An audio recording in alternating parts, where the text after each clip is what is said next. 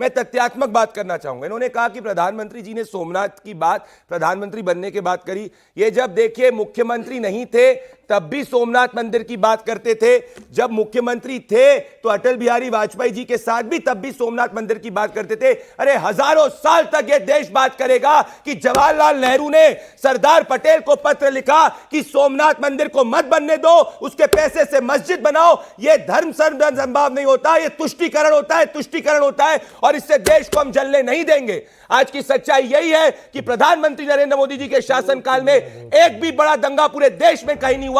कांग्रेस शासनकाल के अंदर हिंदू और मुसलमान आपस में दंगे में लड़ते थे, जिससे इनकी वोट बैंक की राजनीति चलती थी। अरे अंकिता भंडारी की बात करोगे, CBI case, Bharatiya Janata party की सरकार ने सीबीआई इन्वेस्टिगेशन ऑर्डर करी। आज ही आपके एमएलए मौलूम अली को 15 साल की सजा हुई है रेप के आरोपों के अंदर। आपकी प्रियंका वाड्रा जाके कठुआ के रेपिस्ट के लिए खड़ी होती है, हम उसमें नहीं देखते। कुलदीप सेंगर के भी सीबीआई की बात करने वाले भारतीय जनता पार्टी की सरकार होती है। आपके जैसे नहीं दूरबीन निकाल के देखते कांग्रेसी है, कांग्रेसी है, कांग्रेसी है, तो छोड़ दो, छोड़ दो, छोड़ दो। वापस से कहूंगा, इस मुद्दे पे मैं 6 घंटे बहस करूंगा, पर आज मुद्दा है सनातन। जब भी सनातन के मुद्दे की बात होती है, इनको हर दूसरा मुद्दा याद आता है। आज जय श्री राम से लेके जय सोमनाथ से लेके जय हर हर महादेव हो चुका है।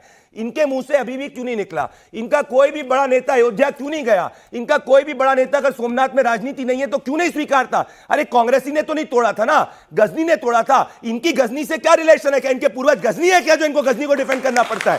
यह बात है। मैं बताता हूं इनको दिक्कत क्या है। जब सरदार पटेल ने बनाया था सोमनाथ को रिवाइव करने की बात वही थी। ये रहा नेहरू जी का लेटर।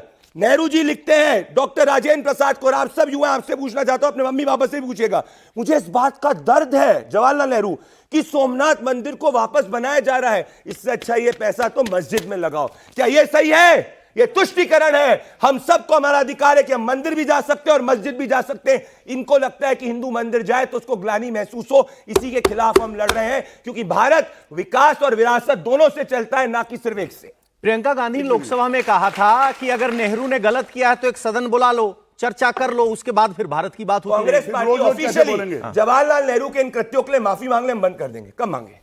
आपसे कहा जा रहा है कि माफी मांगनी पड़ेगी। जिस तरह के कृत्य किए गए, आपको इस बात की चिंता ज्यादा थी कि अगर सोमनाथ मंदिर बनेगा तो भारत की वो सेकुलर छवि नहीं रह पाएगी। ये आपकी नजरिए में सेकुलर कौन है? क्या मंदिर जाने वाला सेकुलर नहीं? देखिए, बिल्कुल माफी मांगनी पड़ेगी आज किसी को तो, क्योंकि ये तो महात्मा गांधी को भी गलत कहते हैं, लेकिन देश के प्रधानमंत्री 90 डिग्री के एंगल में जाके विदेश में जाते हैं, महात्मा गांधी कहते झुक जाते हैं।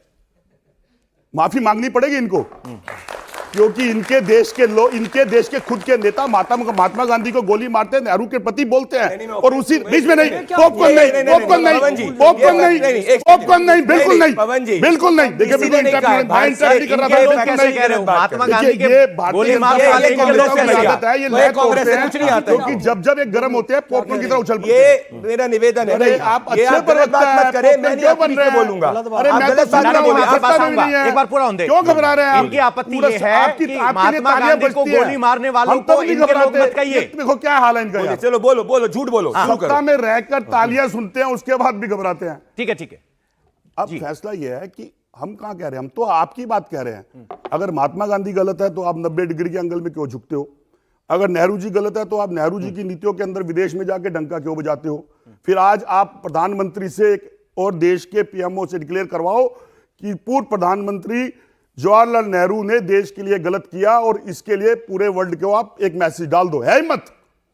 जिस प्रधानमंत्री की नीतियों के ऊपर वर्ल्ड झुकता है, और देश के प्रधानमंत्री आज भी उस कद के सामने इतने से बोने हैं जैसे भगवान राम को इन्होंने इतना सा बोना कर दिया था, नरेंद्र मोदी को इतना बड़ा कर दिया। एक सवाल पूछा था मैंने, आपको समझना पड़ेगा।